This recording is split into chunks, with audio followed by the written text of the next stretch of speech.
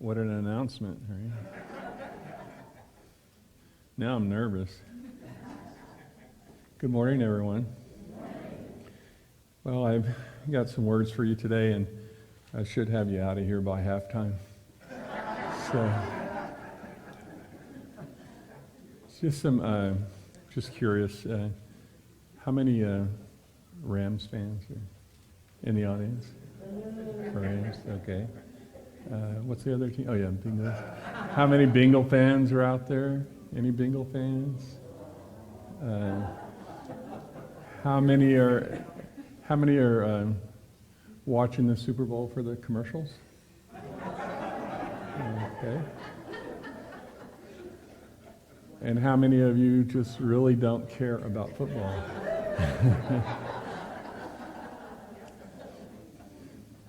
So most people only raise their hand once, but what happens with those games is, can you see that there's various level of passion when you have your own team and your team's playing and it's in the Super Bowl? You see some people at the games on the TV that kind of go over the top with their passion about their teams. And I've seen that at Super Bowl parties where people kind of go over the top about their teams. But the thing that's common throughout is their passion. Now, there's some people that raise their hand for commercials, and some people raise their hand for what's football. And so obviously those people have not made a choice to have football to be any level of passion or commitment in them. And all of those are right answers. All of those are right answers. And so when it comes to the passion, that's what I'm going to be talking about today, the passion of the games. And I don't know, the games was kind of the football thing, but I don't like the association of games with life, but we're just going to go with it because that's the way it is. But Ernest Holmes shared with us that through our experience, there's three worlds that we live in. We live in the mechanical world, we live in a mental world, and we live in a spiritual world. We don't have a choice. We're living in all three of those worlds, whether we want to or not. And so the one that's closest to us is the mechanical world. It's right here, it's right now. And there's the mental world. And in that mental world, there is a reason that mental is in the middle between the mechanical world and the spiritual world, because the mental world is how you get around. That's how you get around in the mechanical world. That's how you get around in the spiritual world.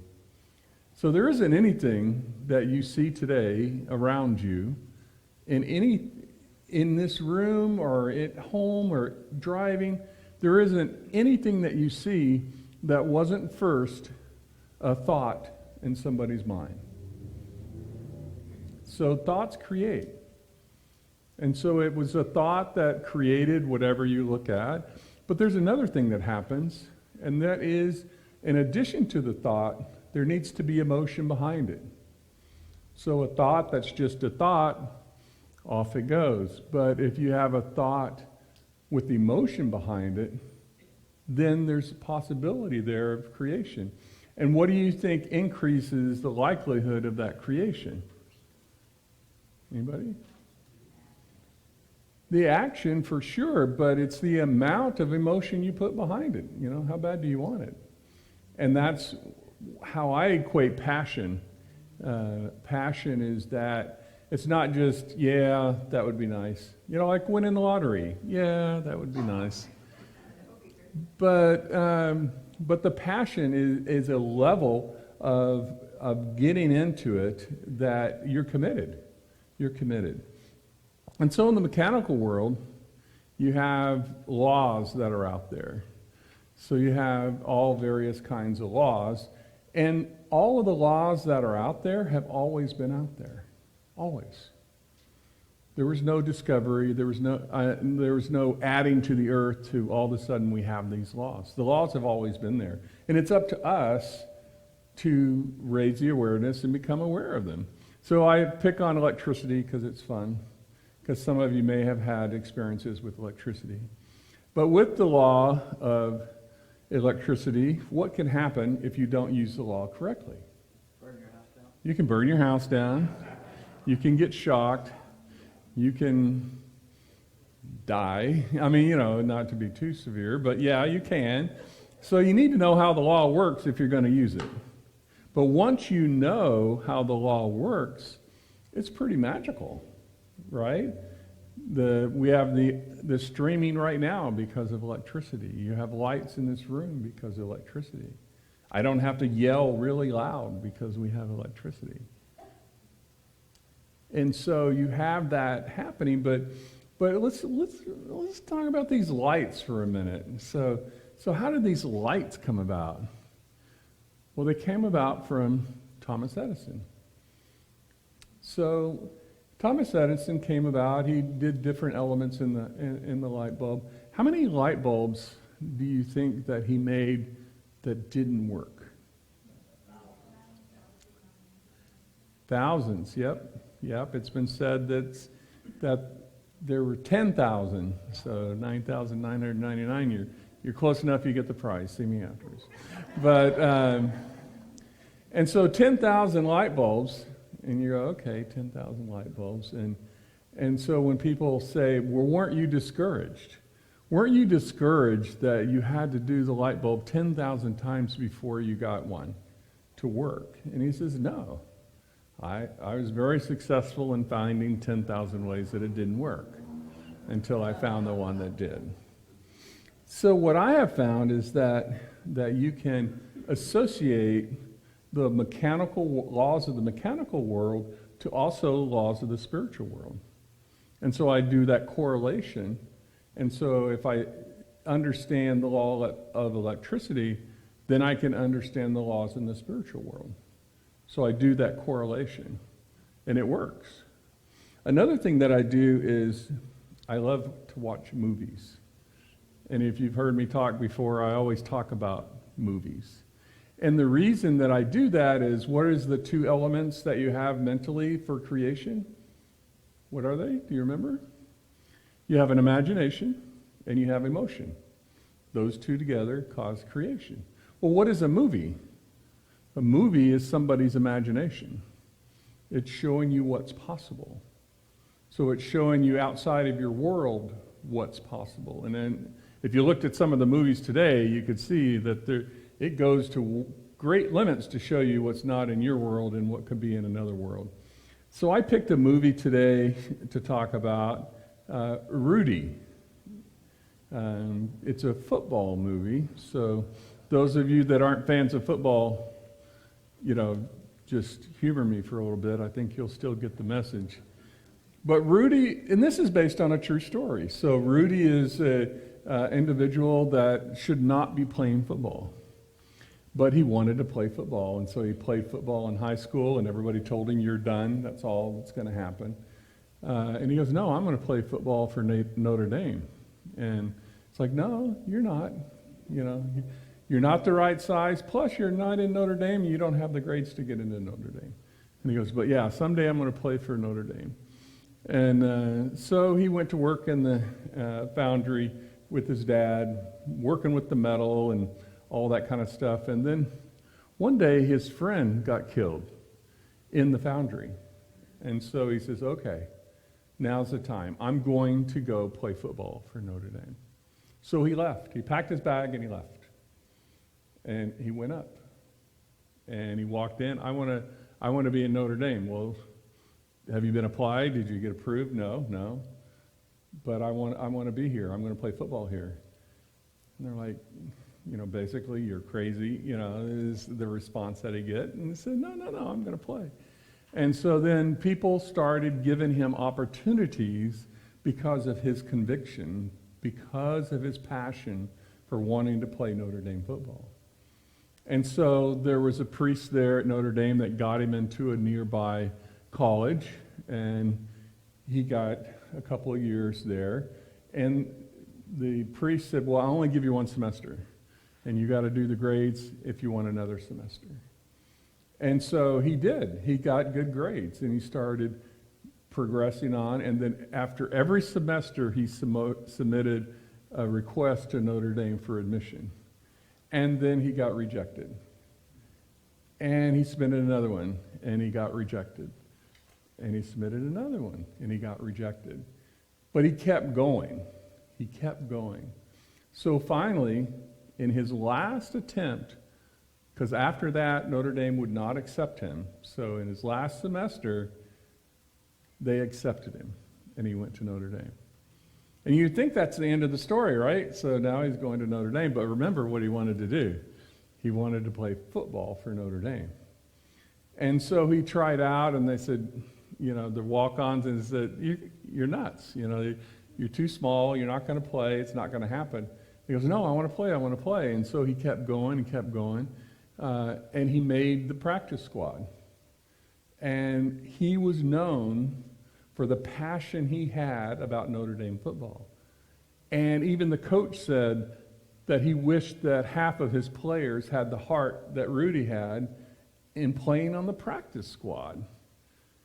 And so he kept playing and kept going, and the coach committed to him, okay, I'll let you dress for one game, because there's a technicality that if you don't dress for one game, if you don't dress for one game and you don't have one play, then it's like you weren't even there. It didn't even count. And so the coach committed that, and then the coach quit. And he's like, oh, I'm over. And so a new coach came in, and he's like, yeah, right, there's no way. You're not going to be part of this deal, no way. But he kept going and kept going and kept going.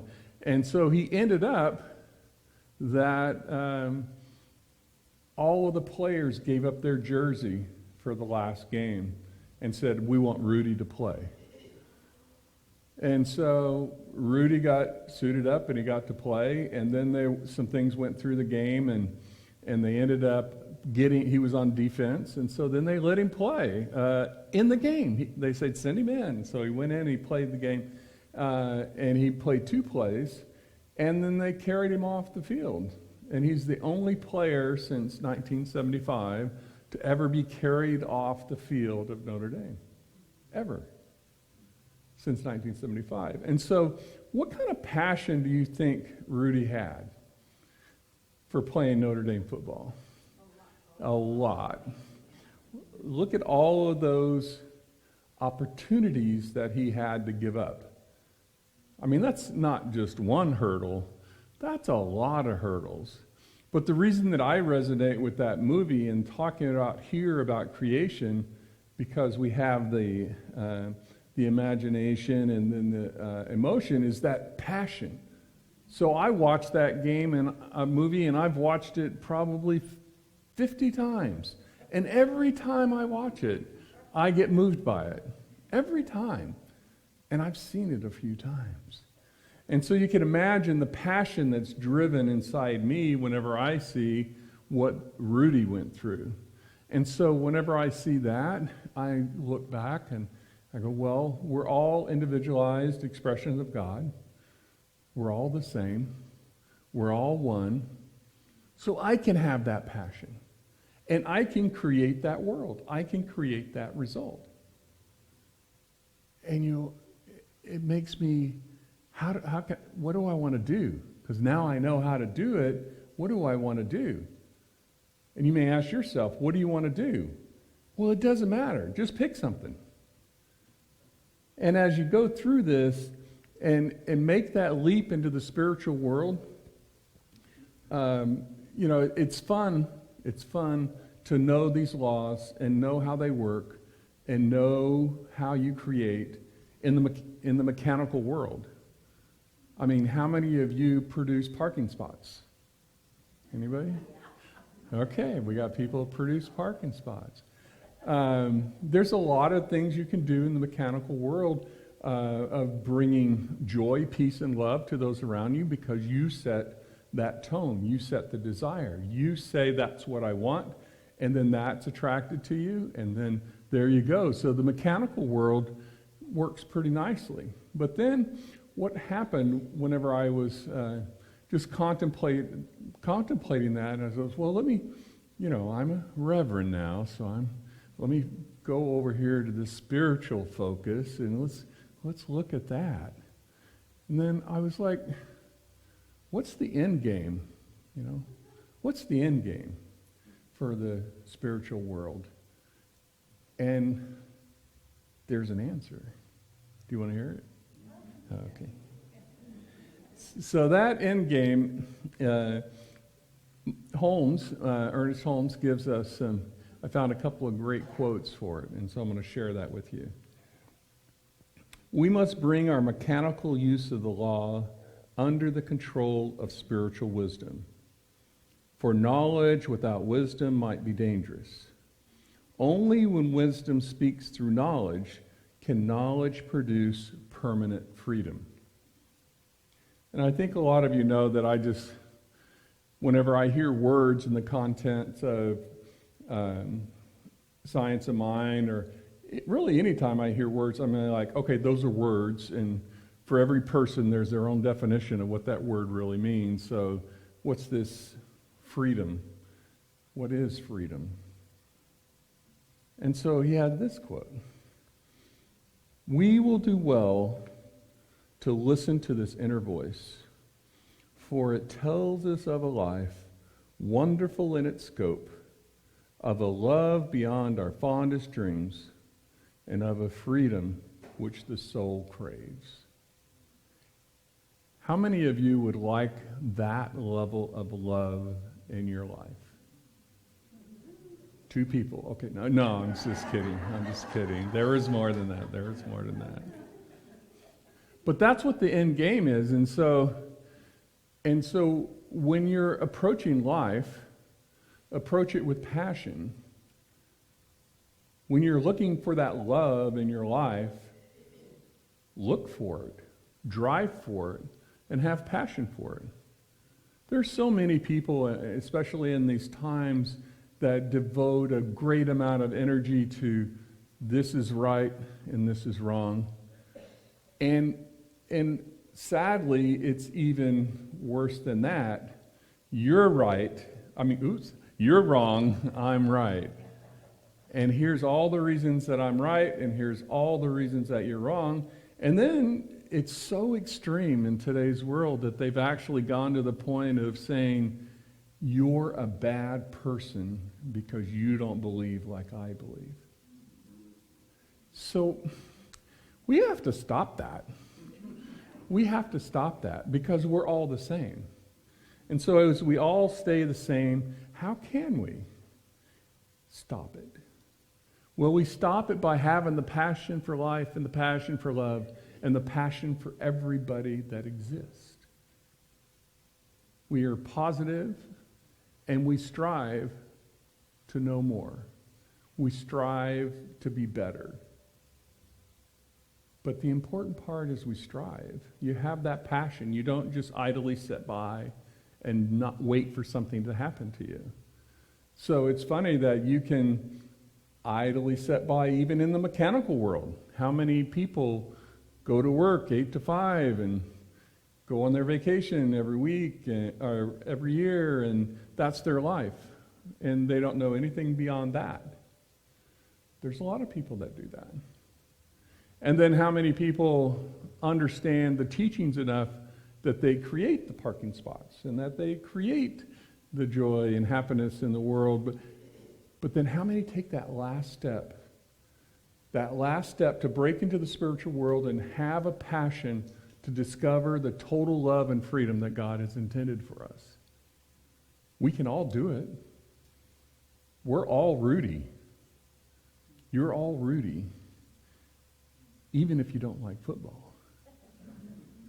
You have that passion in life, and it's not something that has to come to you. It's not somebody doesn't give it to you.